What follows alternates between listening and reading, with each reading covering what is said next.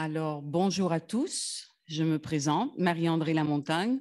Je suis directrice générale programmation du Festival littéraire international Métropolis Bleue, que vous connaissez puisque vous êtes ici cet après-midi. Alors, je vous en remercie d'avoir bravé le soleil pour venir nous retrouver ici à la Grande Bibliothèque.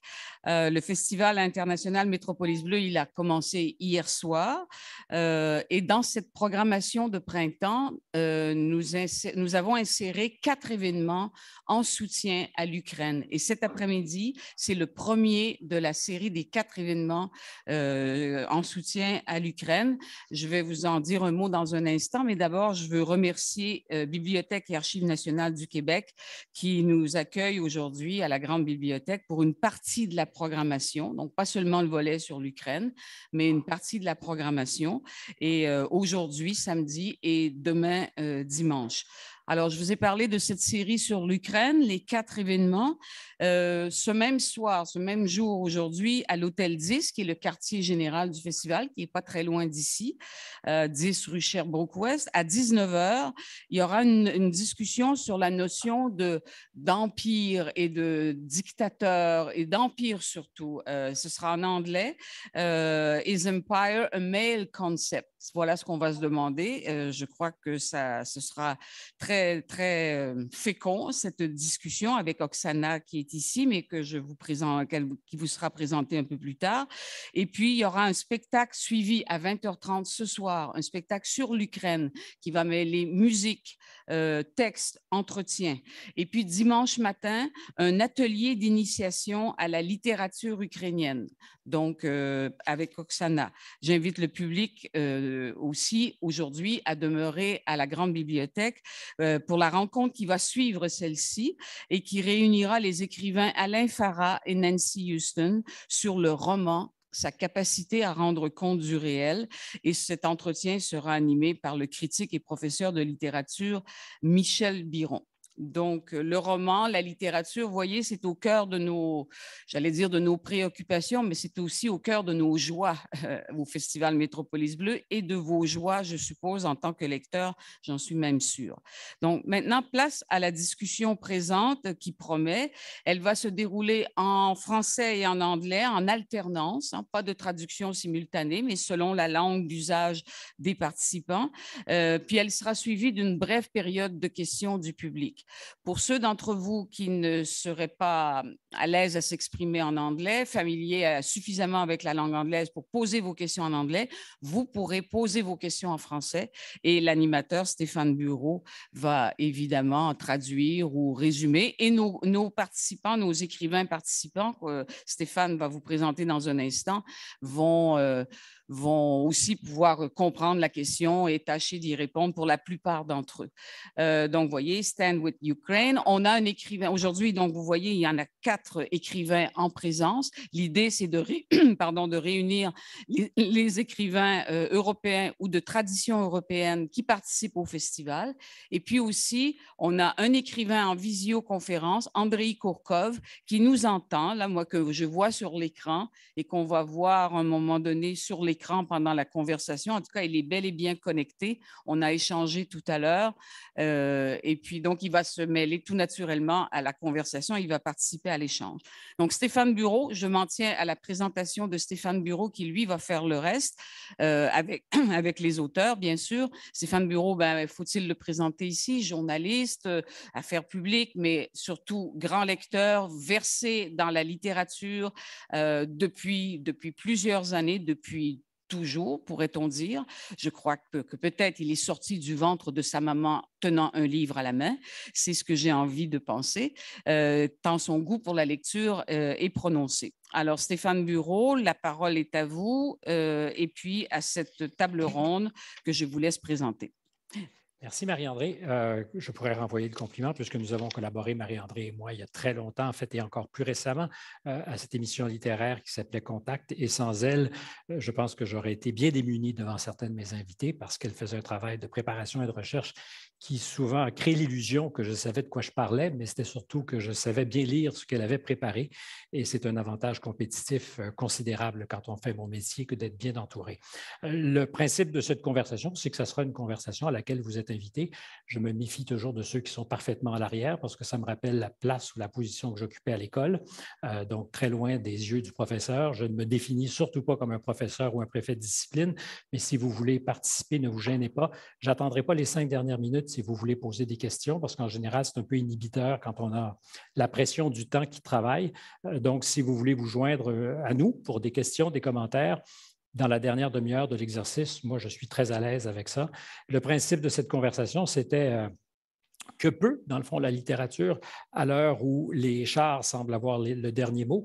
Si j'étais un peu spécieux, je dirais que ce n'est pas les chars, les Russes en font les frais en ce moment qui ont le dernier mot, c'est plutôt la technologie de pointe et les missiles anti-chars qui semblent avoir le dernier mot et qui donnent aux Ukrainiens, ma foi, la possibilité d'offrir une résistance que même leurs plus intimes alliés n'étaient pas en mesure de concevoir avant le conflit.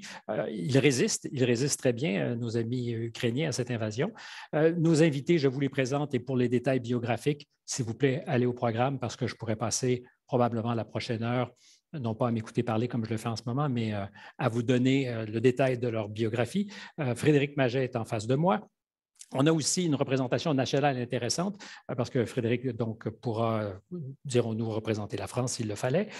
Vous êtes à côté de Yishai Sarid qui, lui, parlera exclusivement en anglais, donc je ferai l'effort de faire de la traduction. Très rapidement, à main levée pour qu'on le sache, est-ce que vous êtes tous à l'aise avec l'anglais? Pour l'essentiel? Je vois monsieur. Alors, je ferai peut-être un petit effort rapide de traduction quand ça sera nécessaire, d'interprétation, devrais-je plutôt dire. Donc, deux invités présentés. Oksana Loutichiana, ukrainienne, et puis finalement, avec nous là-bas, je vais faire attention parce que je vais tomber dans le piège, Andrei Baiani, et non pas Bajani. Baiani, italien, qui parle très bien français, mais qui apparemment préférera peut-être répondre en anglais, à lui de décider, et finalement qui nous écoute depuis trop longtemps et qui tarde à être présenté, quoique on l'a un peu annoncé tout à l'heure, c'est Andrei Kurkov, qui est, je pense, à Copenhague aujourd'hui. Vous étiez à Paris il n'y a pas très longtemps.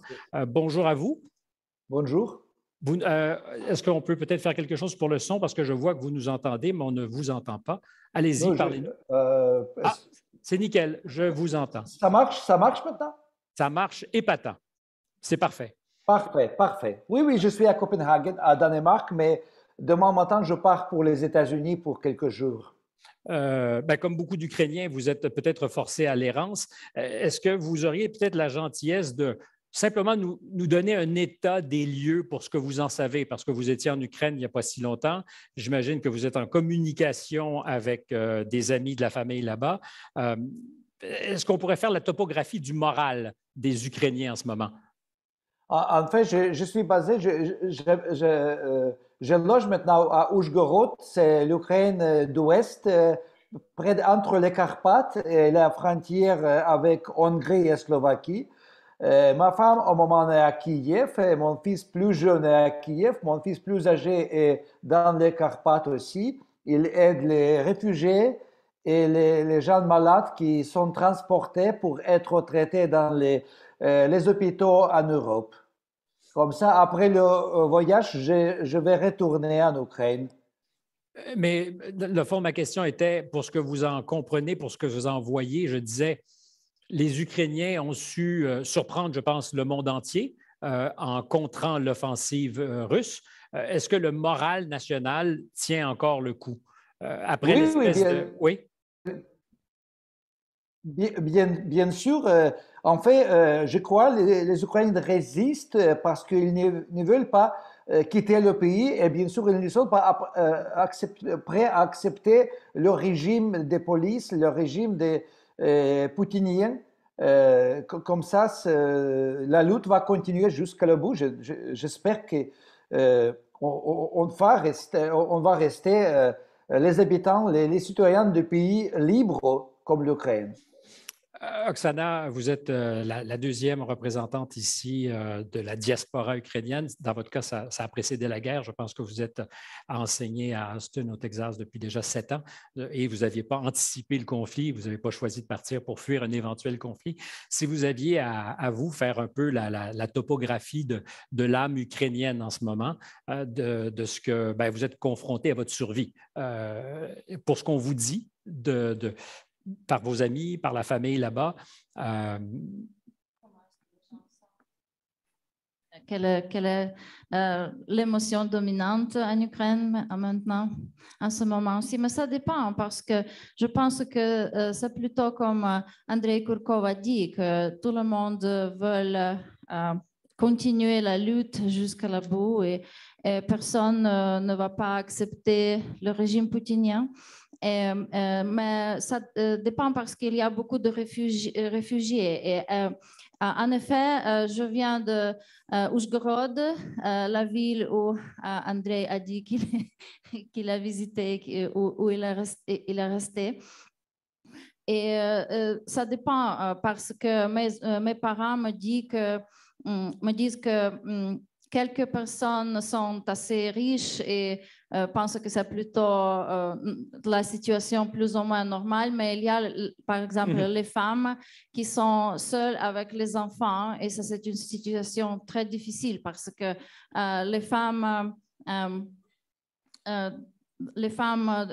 ukrainiennes en ce moment-ci souffrent beaucoup. Alors, la question du jour, c'est qu'est-ce que peut la littérature face au tank ou à l'ensemble de ce que serait le front militaire? Est-ce que ça peut nous permettre déjà un espace où les choses sont moins manichéennes? Parce qu'on est nécessairement dans un monde où on a défini les méchants, les bons, où il y a donc d'un côté le noir et de l'autre côté le blanc, parce que la littérature est capable de s'approprier des nuances. Je vous lance la question, Frédéric, parce que vous vous êtes intéressé beaucoup et encore aujourd'hui à quelqu'un qui a vécu par la littérature, Colette, mais qui a aussi été journaliste, qui a rapporté ce qui se passait sur le front, puis peut-être que ça a percolé jusque dans son œuvre littéraire. Qu'est-ce que vous pensez de notre question du jour? C'est une question complexe. Je pense qu'une réunion comme ça, même en 1 heure ou 1h30, on aurait du mal à y répondre. Si je prends l'exemple de Colette, quand la guerre a été déclarée, la fameuse invasion en Ukraine, j'ai repensé tout de suite à cette phrase de Colette qu'elle avait écrite en 1939 à une amie. « Jamais je n'aurais cru que le genre humain en viendrait là encore une fois ». Et en fait, je pense que c'est une phrase qui résonne en nous, parce que quand la guerre est revenue en Europe, ça a été pour tout le monde une stupéfaction, une déception, un effarement, sans doute aussi parce qu'on pensait que la littérature en particulier, notamment après la Seconde Guerre mondiale, avait éveillé les consciences à un point qu'on pouvait imaginer que ça ne se reproduirait plus. Dans le cas de Colette, évidemment, ça a une résonance particulière puisqu'elle avait déjà traversé une guerre. Colette a traversé 2 guerres, la Première Guerre mondiale et la Seconde Guerre mondiale. Elle était née en 1873, donc 3 ans après la guerre de 1870. C'est dire que sa vie avait été traversée par la guerre. Et pour tenter de répondre brièvement à votre question en prenant son exemple, son attitude dans les 2 guerres a été assez différente. La Première Guerre mondiale, elle avait une 40aine d'années. C'était une femme active, elle venait d'être mère, elle était journaliste. Et elle a considéré que son rôle à ce moment-là était de témoigner de ce qu'elle voyait, et notamment de la vie des femmes à l'arrière. Et Colette nous a laissé sur cette Première Guerre mondiale un témoignage tout à fait irremplaçable que je pense on va lire bientôt dans quelques années pour ce qui est de l'Ukraine, c'est-à-dire la vie des femmes qui continuent à vivre ou qui essayent de continuer à vivre. Pour la Seconde Guerre mondiale, c'était différent. Elle avait 70 ans, elle commençait à souffrir beaucoup. Et pour elle, la littérature était le moyen de tenir en attendant mieux. Et ce qui est pour moi l'emblème de cette position, c'est son texte Gigi, puisque Gigi est un texte qui paraît en 1944, qui paraît complètement décalé par rapport au contexte qui était le sien. Elle l'a écrit alors que son mari, son 3e mari, qui était juif, avait été arrêté, emmené au camp de Compiègne. Et elle a imaginé cette sorte de conte de fées pour parer à l'horreur de la guerre. Donc la littérature peut adopter des positions assez différentes par rapport à l'horreur et à l'insoutenable. Ces deux pistes de réponse qui sont intéressantes. Il y a la littérature qui, pouvait-on penser, encore jusqu'à récemment, nous ferait éviter le pire, et l'histoire nous enseigne que jamais la littérature nous évite le pire. Puis il y a la littérature qui console quand le pire se présente. It's a tough spot you're in, Yishai, because most of our conversation is evolving in French, and I guess you're missing a few elements, crucial elements here. But one of the main avenue that we're now considering is that literature will bring two things to the table. Hopefully, it would make us more sensitive and thus more able to avoid conflict. I think on that front, it's not a great success, but it's also solace. In the worst possible situation, literature will bring solace. Israel is an interesting case because you are in a semi-permanent state of war.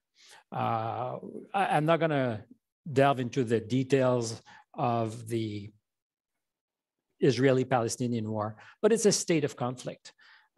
Has literature helped in any way in bridging I wouldn't say the gap because it's more than a gap.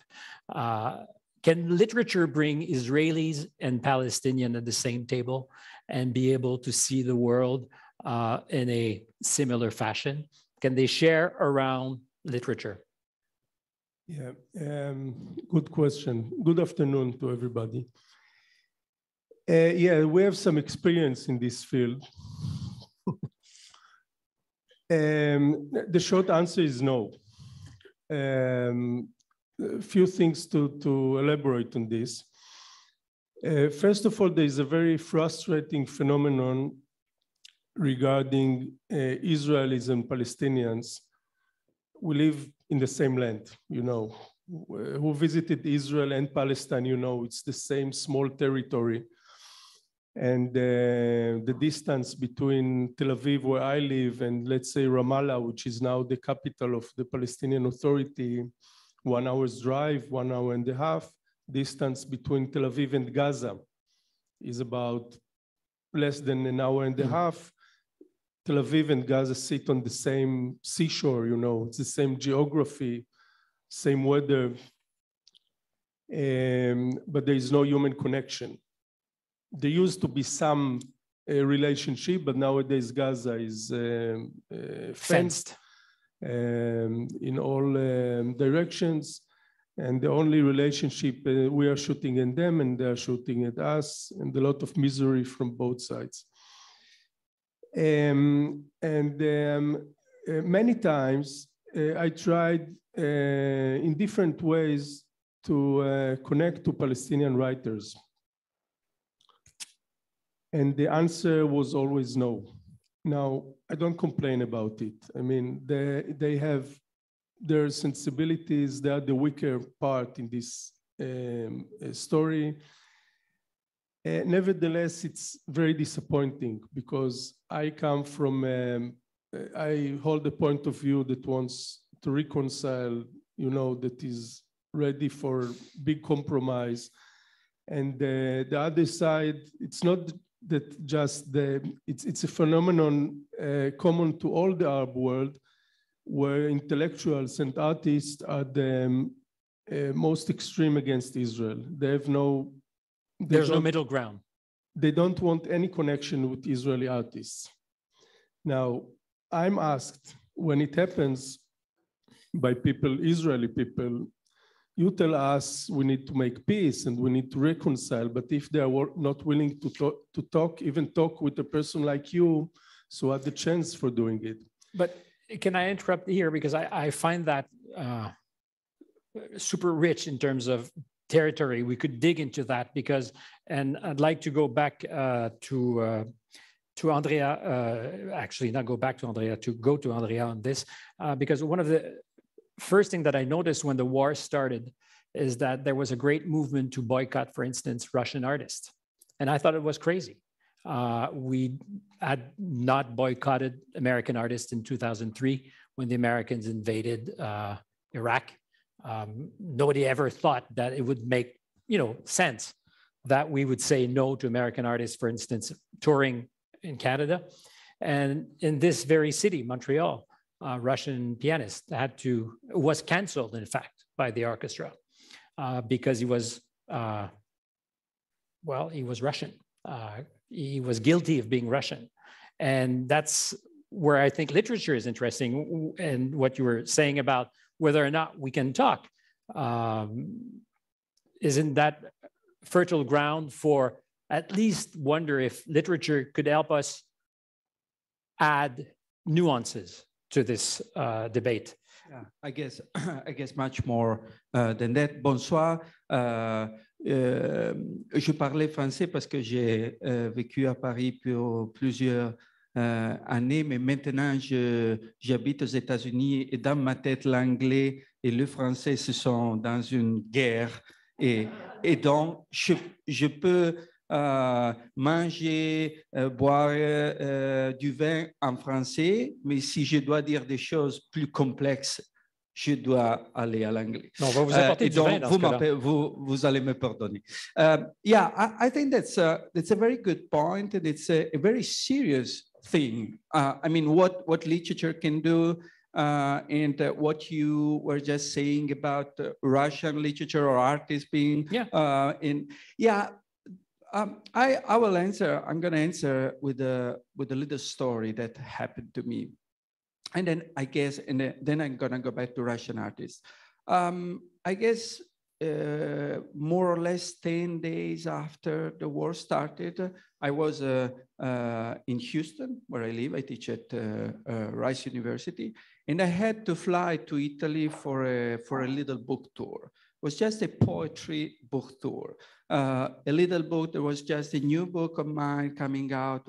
It's a book of 50 short poems about my son. So a pathetic book, and so just before. Are you implying that your son is pathetic, or no, that the writer is pathetic as a father, like every father?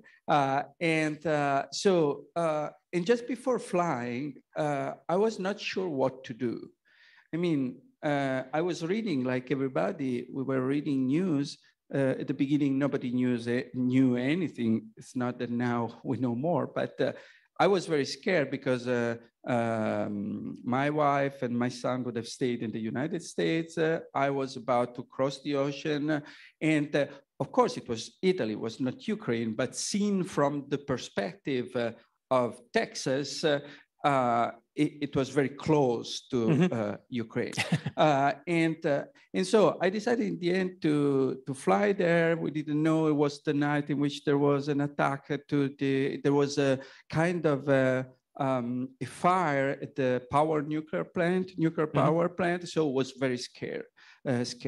And then I was on stage, and everything all of a sudden made sense, meaning I was reading poetry. And what does it mean to write poetry, and what does it mean to read poetry? It means that the use of language is different, that you want, as a writer, as a poet, you want to break the usual instinctive use of language. What poetry does is to say, okay, all the phrases that you don't even think because they are already ready in your mind, they had to be broken. Poetry is a way, and literature in general, is a way of building your own language and saying your own things without without having a language or sentences that are already structured and built by different kind of powers. And so what's the point of that? That literature was, I realized, reading in front of an audience, everybody was scared, everybody was worried of what was going on. Literature was exactly the opposite of propaganda, meaning even a short poem, a four-line poem, can be kind of a fight against propaganda, meaning, coming back to Russians, that it doesn't make any sense because in every single society, writers and artists were and has been and will be the ones who, since they are going to reject the use of language made by the power, will always use another language. So we should welcome every single artist, because every single artist, every single work is actually a fight against dictatorship and a fight against propaganda. Alors, pour vous, monsieur, rapidement, je me rappelle que vous aviez quelques difficultés. J'ai essayé de rendre ça rapidement, je dirais, lisible. La courte réponse que nous a donnée tout à l'heure notre ami israélien sur ce que peut faire la littérature pour permettre à des adversaires de se retrouver et éventuellement de partager une vision commune du monde, la réponse courte, c'était non, c'est impossible, la littérature ne fait pas ça. En tout cas, on n'est pas arrivé à le faire en Israël. Et à cette question de ce que la littérature peut aussi peut-être servir à donner des nuances à des débats qui n'en ont pas toujours, nous disait Andrea, à défaut, parce qu'il a eu cette expérience où il a traversé l'Amérique et est retourné en Italie alors qu'il y avait une centrale nucléaire qui était menacée. On pensait qu'il y avait eu des attaques, on savait qu'il y avait eu des attaques tout à côté. On disait, mais tu vas t'exposer, tu t'en vas en Europe, il y aura peut-être des radiations comme c'est arrivé déjà dans le passé. Et il s'est retrouvé sur scène à constater qu'en lisant des extraits de sa poésie, d'abord qu'une fois rendu sur place, les choses étaient probablement moins inquiétantes qu'elles étaient à distance, mais que la poésie particulièrement, parce que c'est une autre façon d'habiter le langage, permet de lutter contre toutes les dérives de ce qui est la langue normée, qui peut être une langue de propagande. Je ne sais pas si ça vous convient comme traduction. And that's why I think there's no solace in literature. Literature is a space for freedom. There's no peace. Pas de consolation donc dans la littérature et je suis d'accord avec vous. J'ai envie de retourner à Andrea qui nous écoute à distance parce que vous avez parlé, André là-bas, vous avez parlé de propagande, de ce que la langue souvent nous expose à la propagande. Est-ce qu'il y a de la bonne et de la mauvaise propagande? Parce que la question que vous avez soulevée de l'attaque près de la centrale nucléaire, plusieurs ont dit ensuite, c'était peut-être la propagande ukrainienne, c'est-à-dire qu'on a créé un danger qui n'existait pas. Et je comprends que les Ukrainiens veuillent faire de la propagande. En guerre, toutes les armes sont bonnes. Je reviens vers vous donc, André. Est-ce qu'il y a de la bonne et de la mauvaise propagande? Et est-ce que la littérature et les artistes doivent accepter ce pacte un peu faustien avec le diable de faire de la bonne propagande quand les circonstances l'appellent, quand les circonstances font que c'est nécessaire? D'abord, je veux évoquer que pendant les dernières 20 ans, en Russie, par les auteurs de science-fiction, il y avait 2-3 dizaines de livres écrits, des romans écrits sur la guerre entre la Russie et l'Ukraine, où la Russie, bien sûr, gagnait chaque fois. Comme la réponse, il y a 12-13 ans, seul un petit roman était écrit par un écrivain ironique sur la guerre de l'Ukraine avec la Russie et sur l'occupation de la Russie par les Ukrainiens, plutôt sur la parade des armées ukrainiennes dans la place rouge. C'est-à-dire que la guerre dans la littérature existait déjà depuis 20 ans. Dans la littérature? Oui, dans la littérature. Mais dans les dernières années, la guerre littérature des côtés russes était devenue beaucoup plus agressive. Et aussi, les écrivains comme Édouard Limonov participaient dans cette guerre. Il a écrit un livre qui s'appelle Kiev kaput. Et c'était déjà pas science-fiction. C'était, en fait, on peut dire, c'était le livre d'agression verbale contre la culture ukrainienne, contre l'identité ukrainienne. Et on peut dire que ces livres étaient la propagande russe, mais il était écrit par les gens qui n'étaient pas commandés à écrire ce livre par l'administration de Poutine. Il y avait, bien sûr, il y avait beaucoup de livres commandés. Et aujourd'hui, il y a encore plus de livres commentés parce que les écrivains russes étaient toujours très attachés au pouvoir, au gouvernement. Ils étaient soutenus par les finances d'administration de Poutine. Par exemple, il y a 3 pen centres en Russie, 2 vrais et un, le pen centre russe, qui a soutenu l'agression russe en Ukraine et qui ont reçu beaucoup d'argent d'administration de Poutine pour, par exemple, préparer et éditer les anthologies des récits des écrivains russes différents sur la guerre. Et dans cette anthologie, ils ont inclus des récits sur la lutte héroïque des séparatistes de Donbass en Ukraine. C'était la propagande claire, sans doute. Qu'est-ce qu'on voit dans la littérature ukrainienne? À partir de 2014, il n'y avait plus que 300 livres écrits et imprimés sur la guerre à Donbass.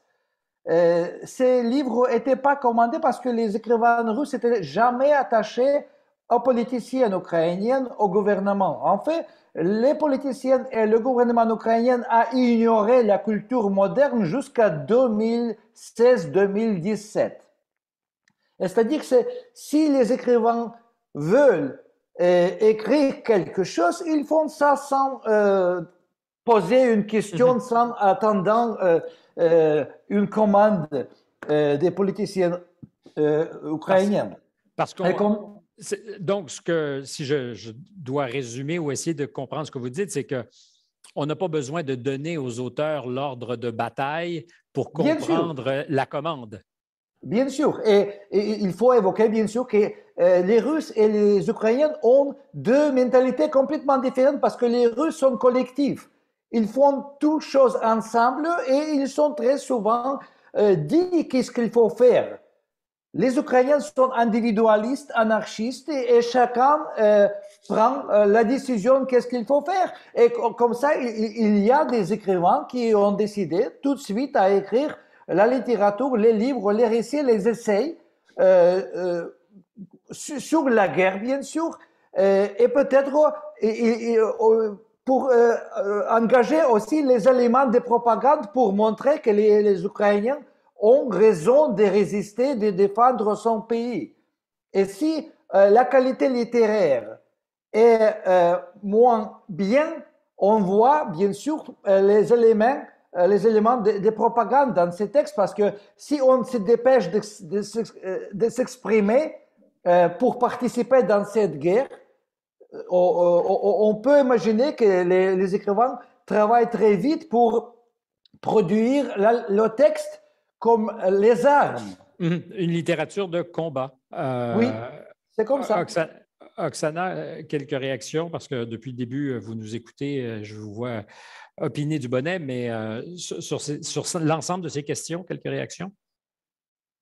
Ah oui, mais je suis d'accord avec Andrea et André que peut-être la littérature n'a pas beaucoup, il n'y a pas beaucoup de choses en commun avec la propagande. Et les écrivains peut-être... If you're more comfortable in English, just go ahead in English. Okay, so that writers actually can perhaps form the reality. They cannot. They are not working in the same vein as the propaganda, where propaganda is using something that is very recognizable immediately. Well, then it's not good propaganda. But isn't that the case? I mean, well, I think it is very good. I think it is very good. It's like Putin is talking about dénazification. Il n'y a pas de nazis en Ukraine, mais il parle de dénazification parce que c'est quelque chose de très reconnaissable. So I think that that it is using some language that is very trite, actually, that is not innovative, whereas what Andrea said about poetry being the opposite of peace is true, because well, la guerre se mène probablement dans les esprits plutôt que dans ce qu'on appelle la réalité d'abord. Frédéric Maget, cette question de la littérature de combat, à partir du moment déjà où on la définit comme ça, on n'est plus tellement dans un objet gratuit. Il y a une intention, c'est celle de livrer un combat. Est-ce qu'on parle d'ailleurs, est-ce que c'est un oxymore de la littérature de combat? Est-ce que ça se peut? Et est-ce qu'elle est à prendre, est-ce que dans une catégorie à part, parce que les circonstances appellent qu'on soit mobilisé comme les hommes et les femmes au front sont mobilisés? Je pense que la littérature est un combat et l'écriture est un combat de toute façon contre soi, contre la langue, contre le monde. Vous êtes spécieux là, vous. Oui, mais vous me posez la question, je vous y réponds. Ce que j'entends dans les différentes interventions, c'est, je le disais tout à l'heure, c'est très difficile de répondre à votre question sans être manichéen. En réalité, quand j'entendais Andrea tout à l'heure, je pensais à cette phrase de René Char qui correspond à ce qu'il dit, c'est-à-dire face, je cite de mémoire les feuilles d'hypnose, face à l'effondrement des preuves, le poète répond par des salves d'avenir. Il y a beaucoup de choses dans cette citation. Il y a justement l'idée de combat, la salve d'avenir, c'est aussi une arme. L'effondrement des preuves, ça résonne beaucoup avec ce qui se passe actuellement et avec la propagande, évidemment. Et l'autre remarque, c'est que je ne peux pas m'empêcher de penser que le fondement de la littérature européenne, c'est la guerre. L'Iliade d'Homère et la chanson de Roland pour la France. Qu'est-ce que c'est sinon des textes qui racontent, célèbrent d'une certaine façon la guerre. Donc on ne peut pas répondre simplement à cette question. La littérature, les écrivains, c'est la rencontre effectivement entre une subjectivité et puis une circonstance historique qu'ils essayent de dépasser par l'écriture, par l'imagination et par la langue. Alors, vous me dites, je suis confiné à vous dire que c'est par définition manichéen. Moi, je me souviens d'une réponse d'Alain Robbe-Grillet à qui on posait la question, mais pourquoi vos films sont si compliqués? Et puis il avait dit, parce que la vie est compliquée. Et c'est pour ça que moi, je ne suis pas du monde de la littérature, je ne suis qu'un pauvre intervieweur, mais j'attends de la littérature qu'elle m'offre justement des réponses plurielles dans la nuance et où on n'est plus manichéen et il y a où on peut retrouver des bons Russes et des méchants Ukrainiens et inversement, parce que c'est un peu ça aussi la vérité. Et est-ce qu'on peut, dans ce territoire imaginaire qui est celui de la littérature, s'approprier ces nuances?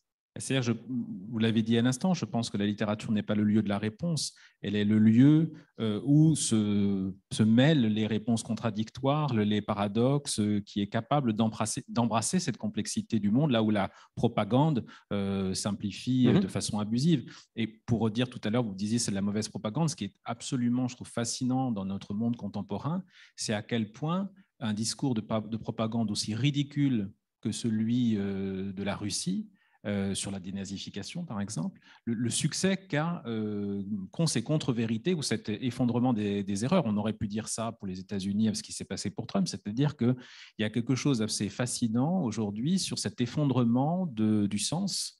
Et la littérature, peut-être, est en capacité de redonner, sinon du sens, en tout cas de problématiser ce sens. Je vous dirais, à contrario, que les Américains ont bluffé l'humanité en 2003 en nous parlant d'armes de destruction massive alors qu'ils savaient pertinemment qu'ils n'en avaient aucune preuve. Et enfin, on leur en veut aujourd'hui assez peu, apparemment. Donc, il n'y a pas de monopole de la propagande et de la mauvaise. Bien sûr. Mais la bonne ou de la les mauvaise. réseaux sociaux, ça a pris une dimension tout à fait extraordinaire.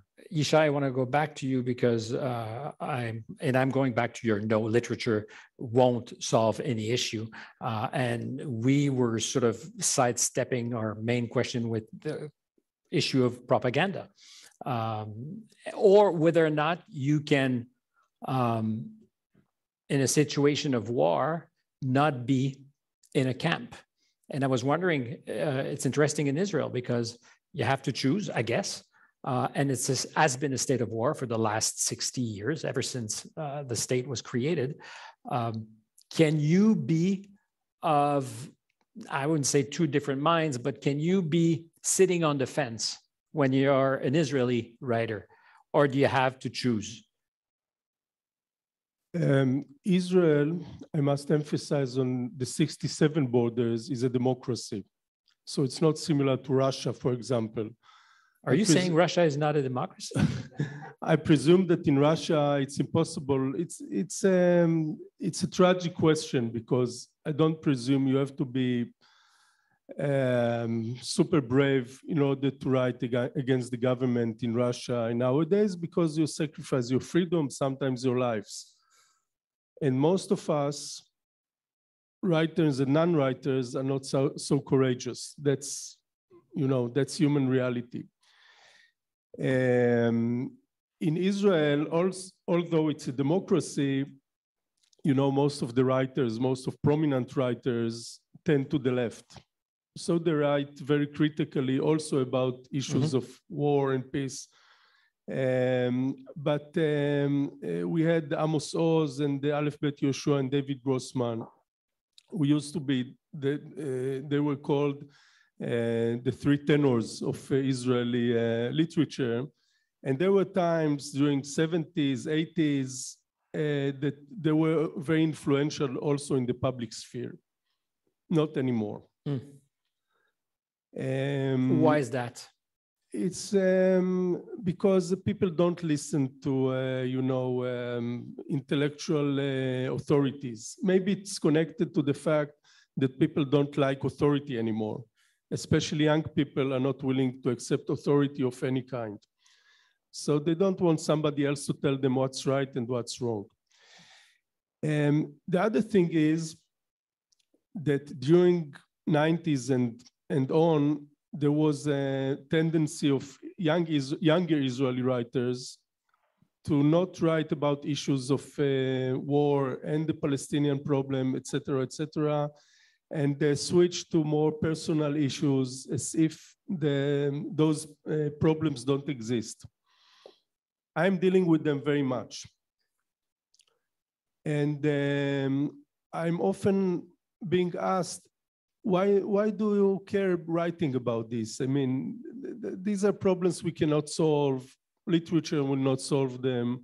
Why not write about, love stories and et cetera, which are, But it doesn't solve the problems of love either. So no, I mean, I don't write in order to solve problems.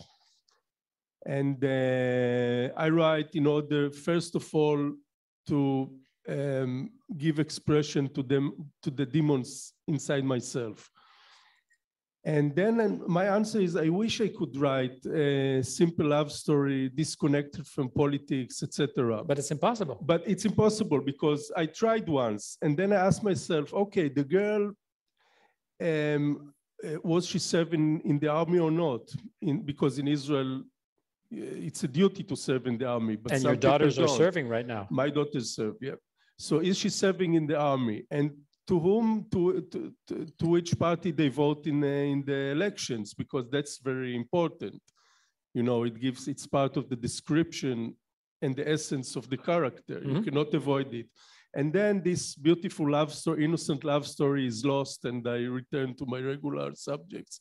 I find it impossible not to write about politics, not in their immediate meaning, but everything is involved with politics. Everything is involved with our relationship with our neighbors. You cannot, disconnect the things. Andrea, est-ce que vous pensez que, comme le dit Yishai à l'instant, les intellectuels, je ne sais pas si vous vous mettez dans le clan ou dans le groupe des intellectuels, ont perdu un peu de leur lustre, de leur autorité, et qu'aujourd'hui, leur parole, en dehors de ce qu'ils écrivent, est moins prisée, moins attendue. Yeah, that's very interesting. It was very interesting to think of the three tenors not having the authority or not being heard anymore. And that's, I guess, this is a very important point in what's going on in this moment. I don't know for sure in Israel, I can say, since you just said that in Italy as well, but not only. So why these people, why these writers, what did they lose, or what have you lost? Why we can't write, or what should we write about the war, and so on and so forth. So a few years ago, I was in Germany for a residency for a year, because I stayed there in Bamberg. It is in near Munich. And it was a moment in which there were a few terrorist attacks. I used to write, and I write for different newspapers and magazines in Italy. And I was there. I was basically 10 kilometers from a place where the attack happened.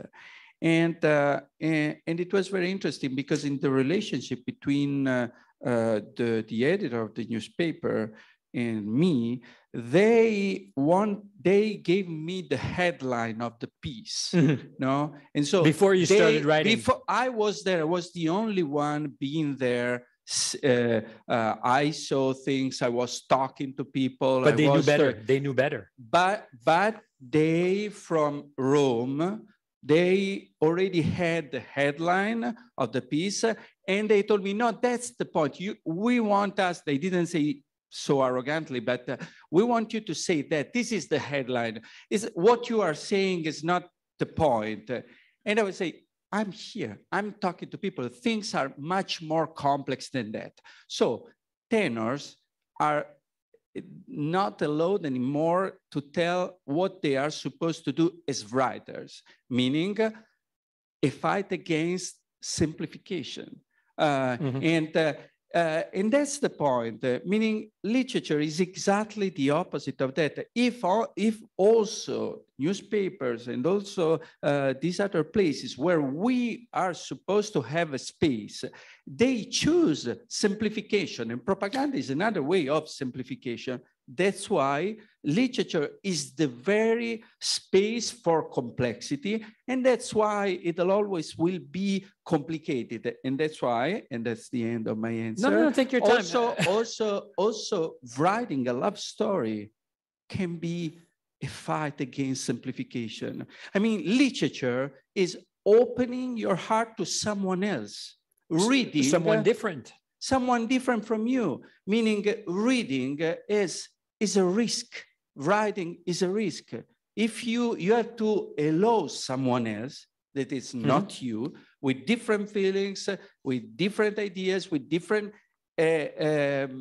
country and so on and so forth, to enter your heart, to enter your soul, and you have to let them change your mind. So sometimes it's also true that maybe if we are not allowed to say things in the complex way we want to as writers, we should stop trying to have this combat of this kind, accepting the rules of simplification, and maybe go back to more complex novels that people will read and from which their mind will change in some way or another, even about love.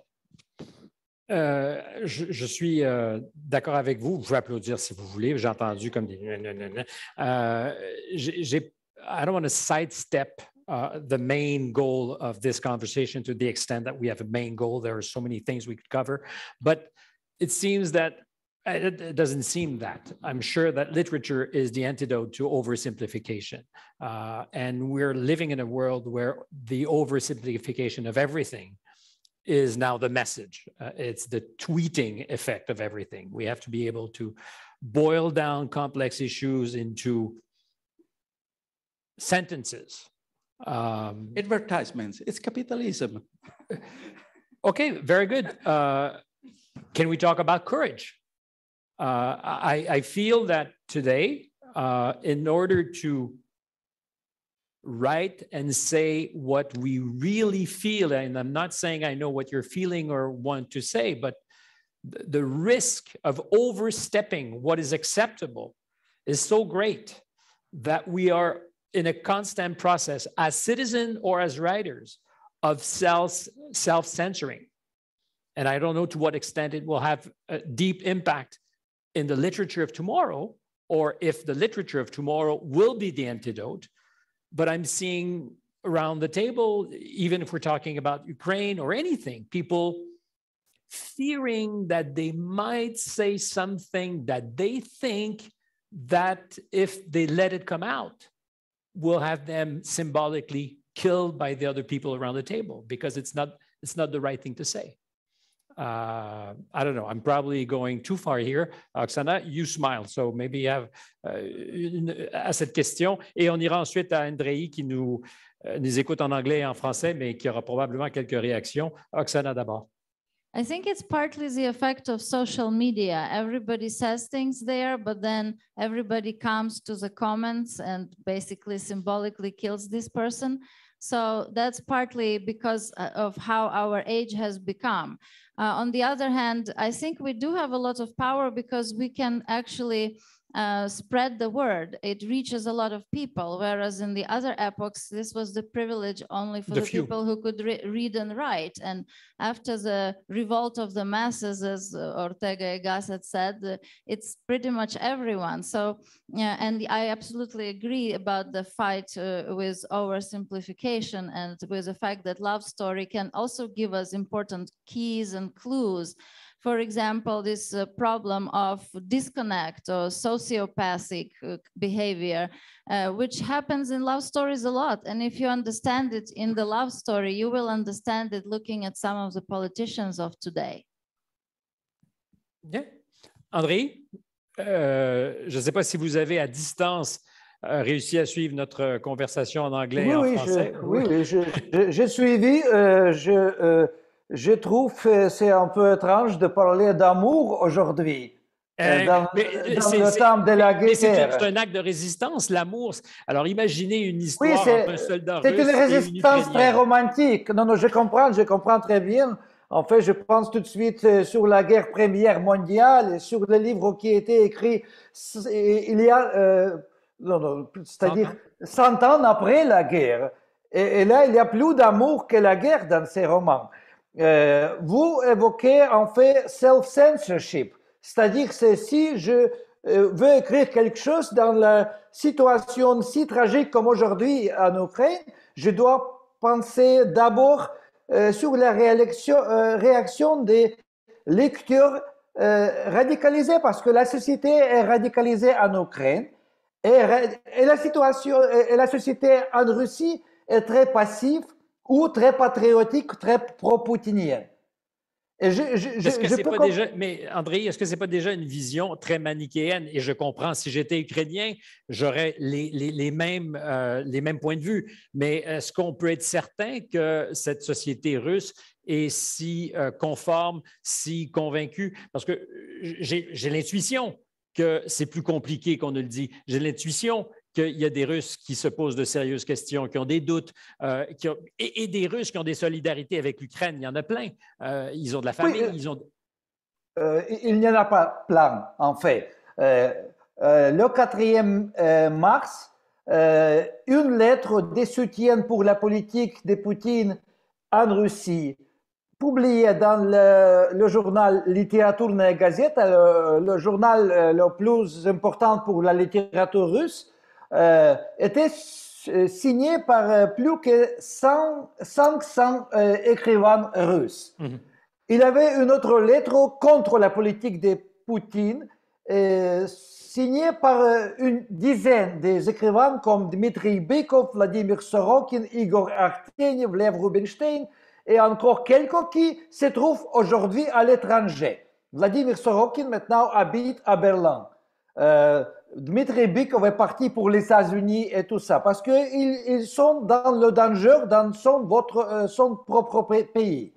C'est-à-dire la majorité des écrivains russes qui restent en Russie ou qui veulent rester en Russie, sincèrement ou pas sincèrement, ils soutiennent la politique de la Russie et ils deviennent les patriotes russes le plus extrêmes.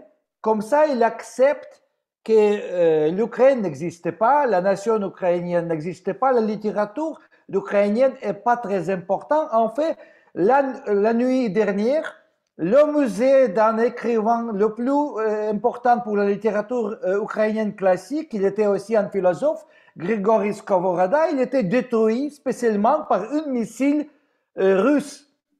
Dans la région où il n'y a pas d'installations militaires, il n'y a pas beaucoup de gens parce que c'est un village près de Kharkiv.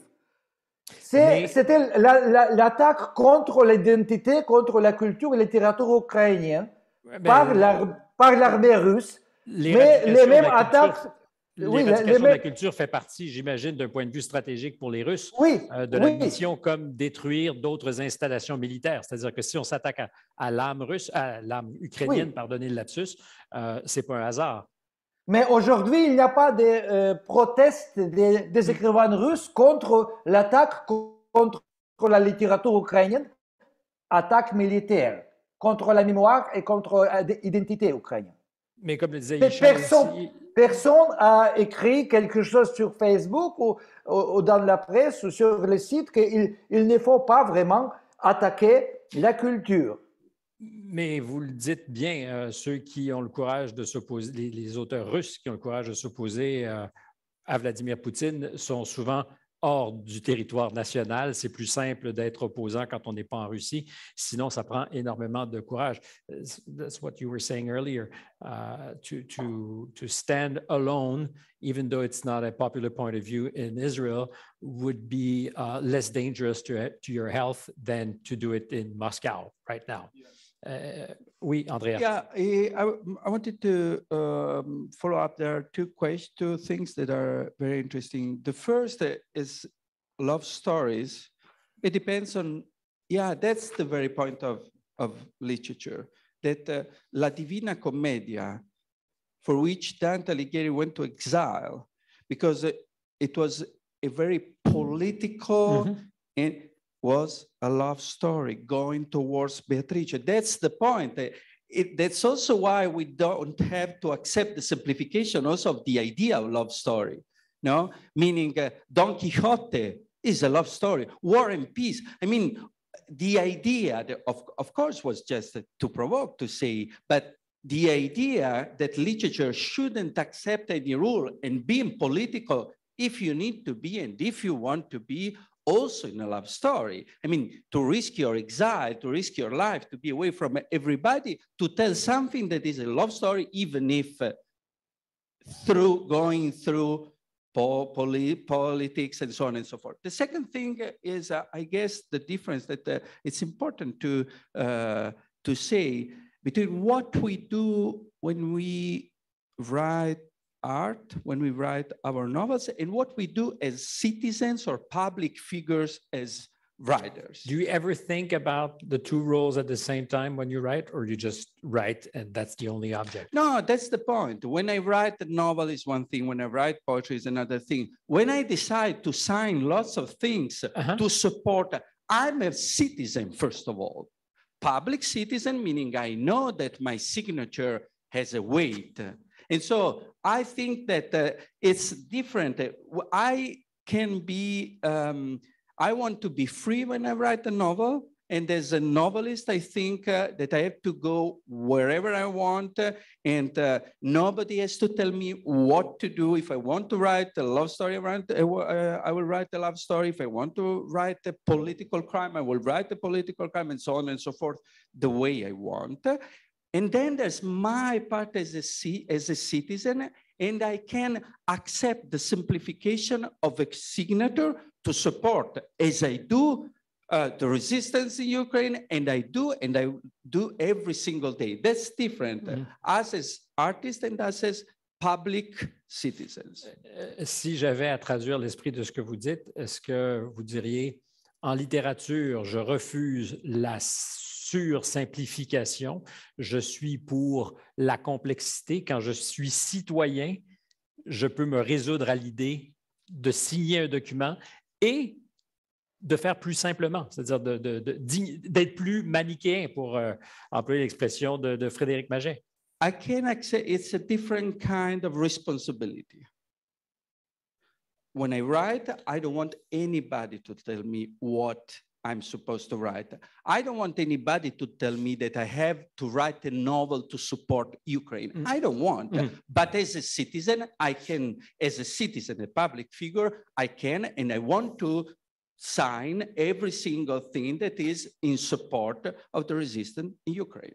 Et un roman à clé comme celui-là, ou un roman avec une pareille intention, pourrait être un mauvais roman, surtout quand on décide que c'est un roman qui servira à une cause ponctuelle. Ceci étant dit, je pose la question à Oksana et à Andrei. Est-ce que la littérature, je parle des romanciers particulièrement, des auteurs, peut commencer aujourd'hui à entrevoir et préparer la suite de l'histoire. Parce que vous aurez à revivre côte à côte Russes et Ukrainiens, quel que soit le territoire ukrainien après la guerre, quel que soit, il y aura un jour une fin à cette guerre. En fait, la seule guerre qui n'a pas de fin, c'est, I was saying, the only war with no ending that I know of is yours. Even though it's not an open war, you're probably the only territory in the world where you cannot say it will ever end, or one of the few places where we don't know where it will end. But in Ukraine, it will eventually end. Well, I hope for you guys. Est-ce que la littérature, dans ces circonstances-là, doit pas, par sa complexité, commencer à entrevoir ce que sera cette nouvelle vie, Oksana? Oui, je veux évoquer la situation du colonialisme qui existait, parce que l'Ouest avait cette illusion que toutes les républiques soviétiques, toutes les républiques qui faisaient partie dans l'Union soviétique étaient alors, que c'était volontaire. Oui, oui. Mais ce n'était pas comme ça. Il était colonisé par la Russie. Et c'est la même chose avec les relations russes et ukrainiennes. Et quand même, le fait que la littérature ukrainienne existe, ça signifie qu'on a gagné cette guerre. On a déjà gagné cette guerre parce que cette guerre a commencé pas maintenant, c'était beaucoup plus tôt. Mais il y a un paradoxe aussi, puis je ne veux pas rentrer dans les détours de l'histoire, mais c'est que Vladimir Poutine, le premier, se revendique de la culture ukrainienne, c'est-à-dire que le premier État russe, RUS, c'est du côté de Kiev qu'il s'établit. Donc, les racines mythologiques du nationalisme russe aujourd'hui, elles ne sont pas ces racines russes à proprement parler, elles sont plutôt ukrainiennes. Mais ça c'est quelque chose qui existe dans les esprits. C'est un colonialisme épistémologique peut-être. Parce qu'on parle, par exemple, des écrivains russes et pas. Alors, on a parlé qu'est-ce que les Russes font pour lutter le poutinisme. Et maintenant, c'est pourquoi j'aime votre question beaucoup, parce que vous avez me posé des questions à propos de notre avenir, et qu'est-ce que what will happen after the war. And I do think our writers have already started thinking about it, and some responses perhaps are not something that pleases all the public, but at least we have come to the point where we understand that which part of our literature was actually invested in that colonial epistemology, where we have to separate ourselves from what we have been taught, what we have been told about who we are, and only now I feel like we are finally discovering fully who we are. It took a war for that? Well, but this war has been going on for 300 years. It just had many phases. It's just a little hotter now than it has been in the last few decades. Si vous voulez intervenir, questions, commentaires, ne vous gênez pas parce que le temps va bientôt filer. Nous avons des micros. En tout temps, vous venez, vous levez la main, même si vous ne la levez pas, je vous verrai, vous posez vos questions. André, on va retourner vers vous parce que vous avez tout à l'heure dit assez justement, la guerre entre la Russie et l'Ukraine, elle est très présente dans les romans russes depuis déjà 20 ans. On faisait la guerre dans les romans. Est-ce qu'on fait en ce moment la paix de demain dans les romans? Est-ce que la littérature d'aujourd'hui commencera à faire la paix et à définir ce que sera cette paix? Je ne pense pas qu'on peut trouver dans la littérature d'aujourd'hui la solution des conflits, de la guerre ou l'avenir très proche. Il y a peut-être l'avenir lointain présent dans quelques livres. Mais en fait, c'est aujourd'hui, c'est très intéressant, mais c'est aussi des architectes, c'est les intellectuels et c'est les politiciens qui parlent d'avenir. Et c'est pas souvent qu'on entend les pensées positives des gens politiques, parce qu'aujourd'hui, il y a un débat en Ukraine sur la reconstruction du pays après la guerre. Et dans ce débat, il y a aussi des politiciens étrangers qui participent et qui promettent que peut-être, par exemple, Italie et Grèce sont prêts d'investir dans la reconstruction de la ville Mariupol détruite et aujourd'hui occupée par la Russie. Estonie est préparée pour reconstruire et aider la région de Jytomyr. C'est très intéressant parce que cette guerre fait le monde accepter l'Ukraine déjà comme un espace européen, un espace commun pour l'Europe, pour le monde civilisé et démocratique. C'est-à-dire, je veux dire que les écrivains suivront les politiciens la première fois dans cette situation parce qu'il n'y a pas des romans, on peut dire, de science-fiction ou du réalisme magique où on écrit sur l'avenir, sur la situation après cette guerre. Parce que la guerre est encore toujours présente. Et la guerre va rester présente jusqu'à, comment on dit, jusqu'à toutes les maisons détruites sont reconstruites, jusqu'à tous les morts sont enterrés. Et ça, ce n'est pas demain matin qu'on va commencer à reconstruire ou enterrer tous les morts. Frédéric Maget, je n'ai pas beaucoup abusé de votre présence sur le panel. Et ce n'est pas que j'ai mauvaise conscience, mais à la lumière de ce qu'on a dit, et je prépare tranquillement notre atterrissage, c'est un thème qui est revenu souvent. J'ai parlé de 2003 parce que quand on parle d'impérialisme, en ce moment, l'impérialisme russe est montré du doigt et il a fait l'unanimité. Et pour avoir couvert cette autre guerre en 2003, je me rappelle que la mobilisation était, disons, à géométrie variable et incomparable. Est-ce donc dire qu'à partir du moment où, dans nos esprits à nous, quand c'est proche, quand c'est dans un espace géographique qui est près de nos yeux et de nos cœurs, le combat est différent? Parce que je n'ai pas senti ce même degré de mobilisation contre les desseins, était-il impérialiste, des Américains en 2003, dans la littérature et chez les auteurs. C'est une question là encore difficile.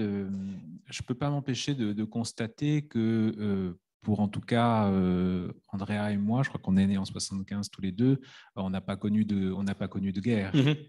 Donc la guerre, on la connaît principalement d'abord à travers la littérature, à travers les documents et surtout à travers les témoignages qu'on a pu avoir de grands-parents ou parfois d'arrière-grands-parents. Pour faire le lien avec ce que vous dites, je pense que cette guerre en Ukraine remue beaucoup de choses chez les Européens, en particulier, chez les Français, chez les Italiens, chez les Allemands. Plus on se rapproche, évidemment, parce que ça remue une histoire qu'on pensait derrière nous. On pensait avoir tourné ce chapitre de notre histoire, et l'histoire se rappelle à nous. Notre président a parlé de la tragique de l'histoire qui revenait, je ne sais pas si c'est la bonne expression, mais enfin, en tout cas, il y a eu un effet quand même de stupéfaction viscérale qui a vraiment résonné très fortement en nous. Ça ne veut pas dire qu'il n'y avait pas de compassion pour ce qui se passait ailleurs, comme il peut y en avoir toujours. Mais je n'en appelais pas la mauvaise conscience de personne. Je me pose simplement la question de ces mobilisations et de ce qu'on se pose la question de la responsabilité de la littérature dans ces circonstances. Et je dirais, vous qui êtes né en 75, vous étiez jeune homme au milieu des années 90, c'est l'Europe qui a été bombardée par l'OTAN, la Serbie, c'est la Bosnie qui a été déchirée par un conflit, c'était aux frontières de l'Europe. Il y a comme une espèce de réaction à géométrie variable, apparemment, et je me demande toujours pourquoi et comment il se fait que certaines guerres nous sont plus douloureuses que d'autres. Je ne crois pas qu'elles soient plus douloureuses que d'autres, mais ne négligez pas un changement massif. On a beaucoup parlé des réseaux sociaux et de leurs effets délétères. Vous parliez vous-même tout à l'heure de cette information immédiate et du fait que parfois les journalistes et les auteurs sont sommés de réagir sur l'instant. Là, on est bombardé d'informations. Je crois que c'est quand même une des premières guerres qu'on suit presque en temps réel. C'est d'ailleurs tout à fait fascinant. J'imagine que dans l'Assemblée, certains l'ont fait. En France, moi en tout cas, je l'ai beaucoup fait sur ces chaînes d'information en continu. Moi, les premiers temps, je restais branché quasiment toute la journée pour regarder ces fils d'informations qui arrivaient, avec le risque de la déformation et de la propagande dont vous parliez tout à l'heure. Mais on est vraiment abreuvé de cette information et sonné. Il y a quelque chose, oui, de l'hypercute. Je vais vers vous, Andrea, mais est-ce que vous étiez déplacé pour une question? Non, j'ai vu donc, encore une fois, si vous voulez vous joindre à nous. Andrea. Yeah, it's very interesting, the thing we were talking about, complexity, simplification, and propaganda, and so on and so forth. And one is connected to Europe. One is connected to the identity of Europe, meaning that Europe, in the propaganda, in the version of itself, now Susan Sontag used to say that collective memory is the version of that someone, a state, a country decides for itself to have. The identity of Europe is a continent at peace, where war doesn't exist. It's the continent of culture, it's the continent of thoughtfulness, and so on and so forth. But thanks to, for instance, Nobel Prizes, the last Nobel Prize was Abdulrazak Gurna. He's a writer from Zanzibar. And there's another history, there's another story, another version of Europe. Post-colonial literature teaches us lots of things of contemporary Europe that completely destroyed the continent, Italians, Germans, Dutch, and so on and so forth.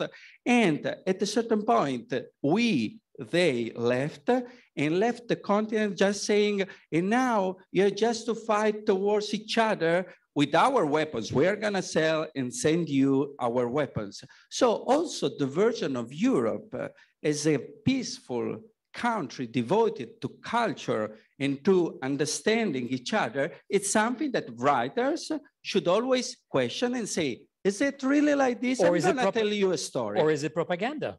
That's the point. Well, I get the point. Hence, it was a clear point because I'm really slow. Well, that's not our vision of Europe. And what's happening now between Russia and Ukraine involves so much our history. Most of my family come from those places, from what is now Ukraine. Part of it was then Poland before the war, and now is Ukraine. And these were not peaceful places for my people.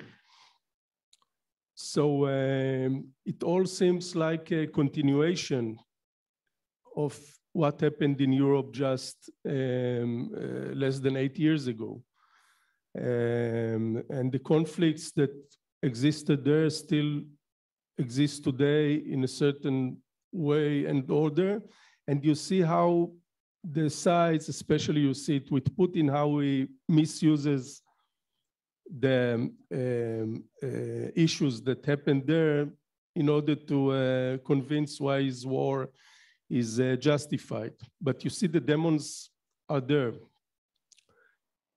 And therefore we have a very,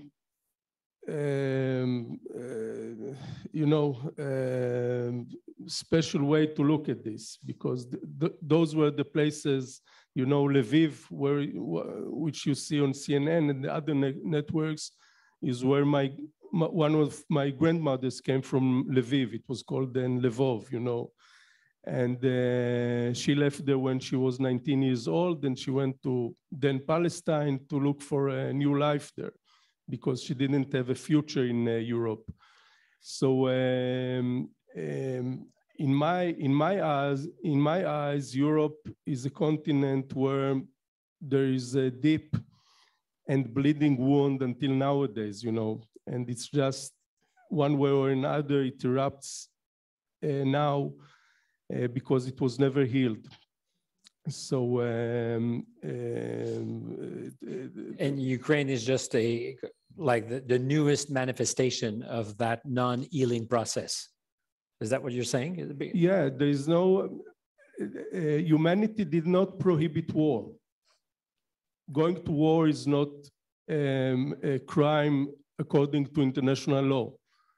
You have crimes, you have war crimes, but not war by itself is not a crime by international law. So humanity chose, although all that happened in the 2 world wars and the other wars and the colonial wars, et cetera, humanity still prefers to allow war.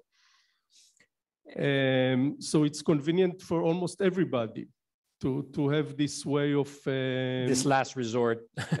last resort or first resort, but it's a legitimate way to achieve your goals. That's the main problem here. As long as it's legitimate, there will be more wars. And out of the tragic, some of the greatest novels of all time, and yet that same literature has been powerless at keeping us in peace. And that was the first question was whether or not against tanks, authors, writers, novels can change it. Because war, and I say it as before, I saw it many times in front of my eyes. People love war. People love war. Going to war, it makes people enthusiastic. As long as you're not fighting it. As long as, it's people are enthusiastic about it. We're going to show them, we're going to win this war, we're going to solve this problem, and it always ends in tragedy. I agree with you. There's a lot of enthusiasm against war, especially by males, but not only, also for females, because it's a way that's, you see you've seen Thomas Mann's Magic Mountain. The end of, he goes down from the Alps, and he goes down to participate in a war as a kind of solution to his personal problems. Anguish. And you saw the crowds that gathered at the beginning of the First World War cheering for going to war. It seems crazy, but that's the way it is. It is on this side. And literature can do nothing against that. We had Erich Maria remark, there's nothing new in the Western Front, etc., etc. And we had Bertolt Brecht, and we had Hemingway, and we had many others describing the horror of war. But we're still going to wars. And I would just add to what you're saying that the Americans were cheering the Biden administration for getting out of Afghanistan. And now it seems that across the aisle, Republicans and Democrats are just rooting for a war, which is surprising. I mean, surprising not that it doesn't deserve to. It also serves many interests, of course, that are involved in it. But except for the interest, people still are looking for a war to solve problems, once and for all, which is, of course, never happens. Never quite happened. Parce que nous allons atterrir dans... Vous aviez avec vos mains dit 10 minutes, Andrei. J'ai vu à votre compagnonne à côté de vous. On est à 6 minutes donc de la fin et je vous donnerai à tous peut-être une minute pour atterrir doucement. Je ne dirai pas un mot de la fin, mais peut-être une idée que nous devrions retenir. Andrei, c'est vous qui allez lancer le bal.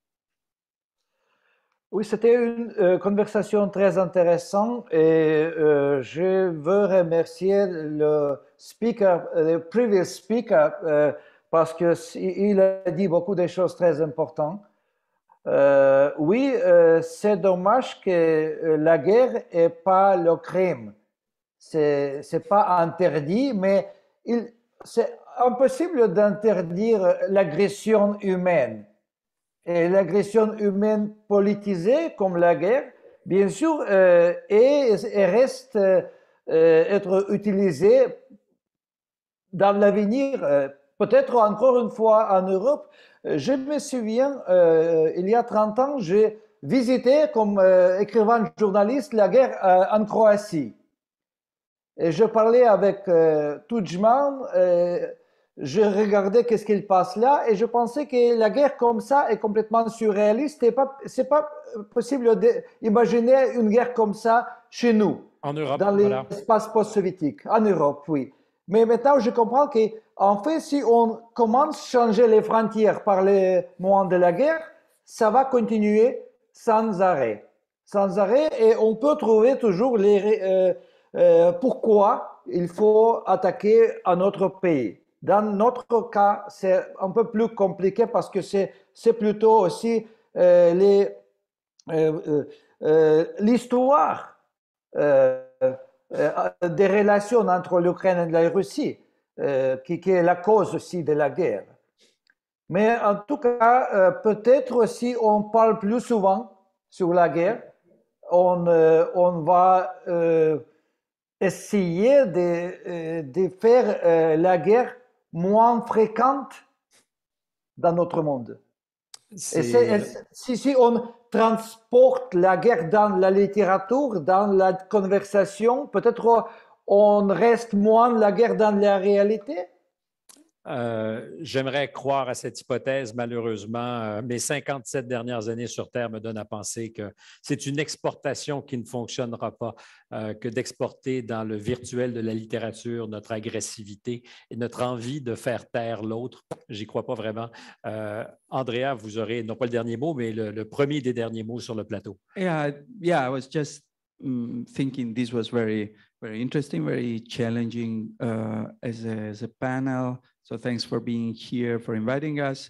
And yeah, then there's this thing that is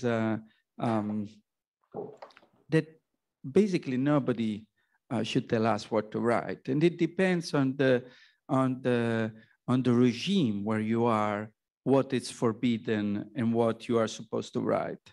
I mean, during fascism in Italy, you were not supposed to write erotic novels. This was dangerous because of the relationship with fascism and the Catholic Church and so on and so forth. So at that time, writing erotic novels was dangerous. Mm-hmm. And so you could It was the subversive thing to do, though. If you wanted to write erotic novels and I don't know, create. Yeah, you want to write what you want to write. And so, if there's a place where people tell you, like in socialist realism, and there's no one that can tell us you have to write in order to praise the power or to support a political cause. That's not the point of literature for me. J'espère que vous serez entendu. Oksana. Merci de m'avoir invité. Peut-être que tout ce qui se passe en Ukraine maintenant, ça c'est la continuation de la Seconde Guerre mondiale qui n'était pas terminée. Ce sont des fantômes de la Seconde Guerre mondiale qui sont revenus pour nous hanter. Et est-ce que, en ce qui concerne le rôle de la littérature, je suis plutôt optimiste. Je pense que la littérature change les choses, mais très lentement. C'est un processus très long. C'est comme l'évolution. C'est très, très, très lent. Frédéric Maget.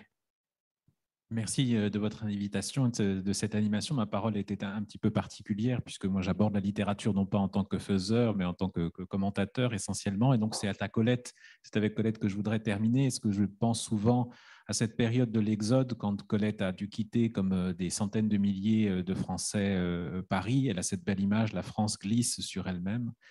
Et ce qu'elle dit à ce moment-là où elle est complètement perdue, elle ne sait plus trop à quoi se raccrocher et elle trouve une chose à laquelle se raccrocher, le visage humain et le devoir de l'écrivain de le décrire. Et ce devoir d'écrire le visage humain me semble aujourd'hui être d'une acuité particulière. C'est marrant parce que je lisais, il y a, comme vous probablement, le roman est récent, Pierre Lemaître, d'écrire cet exode de Paris et où justement les visages, le désarroi de cet exil, de cet exode est bien rendu et ça ne donne pas envie d'en être victime. You have the last word, sir. Yeah, it's a heavy burden. It is not. Yeah. I wish for a day when people will read literature about war and see it in some barbaric, ancient behavior of human race that does not exist anymore. I wish for such a day. Est-ce que je peux ajouter une phrase? Le dernier mot du dernier mot, c'est vous qui l'aurez, Andrei. C'est le magistère de la distance qui vous est conféré. Merci beaucoup. On parlait de la littérature, mais en fait, vous tous connaissez beaucoup sur l'histoire de la Russie, sur la culture de la Russie, mais je ne suis pas sûr que vous lisez ou vous avez lu la littérature sur l'Ukraine. Vous connaissez le nom du pays, l'Ukraine, Stand with Ukraine, mais en fait, il faut lire pour comprendre. Il faut lire la littérature ukrainienne, il faut plutôt lire la littérature sur l'Ukraine comme Timothy Snyder, Bloodlands, Anne Applebaum, Red Hand, Sergei Plokhy, The Gates of Europe. Il y a des livres pour comprendre qu'est-ce qu'il passe aujourd'hui. Et ces livres ont été écrits il y a 20 ans, 10 ans, 50 ans. Comme ça, je pense, pour la littérature, c'est très important de la littérature être lue par les lecteurs, par les gens. Mais je pense que vous avez non seulement raison, c'est la meilleure façon d'entrer dans l'intimité d'un peuple, d'une culture, c'est à travers sa littérature. Et quand on veut voyager, mieux que d'aller sur place, c'est encore de lire ceux qui y vivent. Merci beaucoup à vous cinq. Bonne suite pour ceux qui, dans la salle, continueront leurs activités. Je pense que Marie-André est au podium, donc je vous laisse avoir le dernier mot vraiment. Oui, merci. Très bien. Oui. Merci, merci. Est-ce qu'on m'entend bien? Oui. Merci à vous tous de cette conversation, plus une conversation d'un échange très, très vif. On peut le prolonger. On a parlé de la lecture. Bien sûr, il y a des livres à lire. Ils vous attendent à la sortie. Il y a une table avec une sélection très, très limitée parce que la librairie Paragraphe, elle est à l'Hôtel 10 surtout, où vous retournerez de ce pas plus tard dans la journée sûrement pour poursuivre la suite du programme de Métropolis Bleu. À 4 heures, 3 d'entre eux, de ces écrivains, Yishaj, Oksana et Andrea, vont lire en italien, en ukrainien et en hébreu à la lecture Babel Bleu. Donc, je vous invite à entendre la musique des langues. Andrei Kourkov a tout à fait raison de rappeler qu'il faut lire et puisqu'on veut connaître la littérature ukrainienne. Demain matin, en effet, Oksana va animer un atelier sur la littérature ukrainienne, donc une sorte de crash course sur la littérature ukrainienne, par quoi on commence, qui, quoi, et ça va être tout à fait intéressant. C'est à l'Hôtel 10, bon, vous pouvez réserver votre billet. Les places sont limitées parce que c'est la formule de l'atelier. Voilà.